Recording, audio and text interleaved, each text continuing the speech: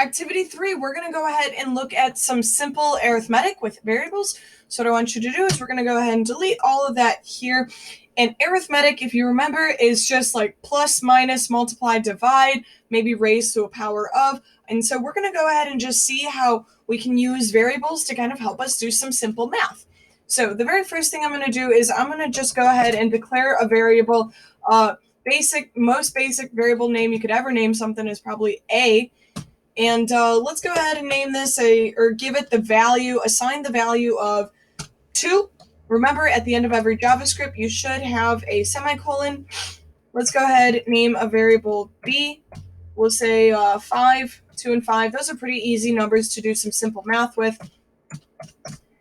And now, what we're going to do is we're going to go ahead and kind of name one more variable that will actually include, or on the right side, what we're going to actually assign is our math operations. So let's go ahead and say var math result.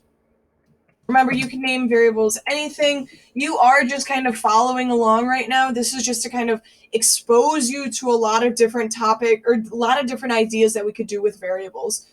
So what I want you to do is we will go ahead and say A plus B. As simple as that. Give that line a semicolon. And now take a look right here. This yellow says math result is defined, but it's not called. So let's go ahead and we're actually going to use it. So console.log of math result. You do not need quotes because when you are doing a variable, this is actually a value. If you put quotes around it, you know what would actually print is if you put quotes around this in your console.log, you would actually see math result rather than the value that it's storing. So go ahead, get rid of those quotes. And now what's actually going to happen is when I hit run, my math result is going to print in the console.log. Now my math result is actually the value of A plus the value of B. And so I'm even backtracking further. Well, the value of A is 2. The value of B is 5. Therefore, 5 plus 2, A plus B, which is really 2 plus 5, is getting stored in math result, which is what's going to get printed. So when I hit run, I should see that 7 is actually my output. Boom! It is. Now, think about it.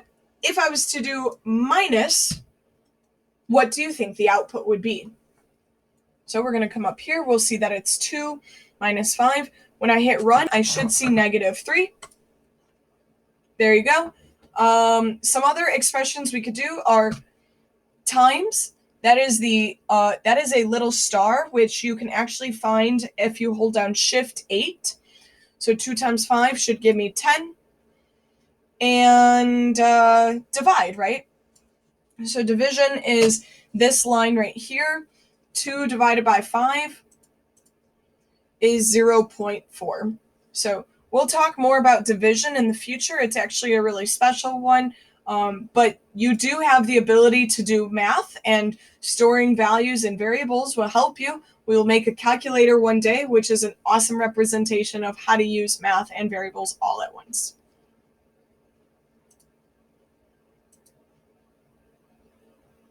Oh, by the way, go ahead, take a screenshot this and paste it in your activity 3.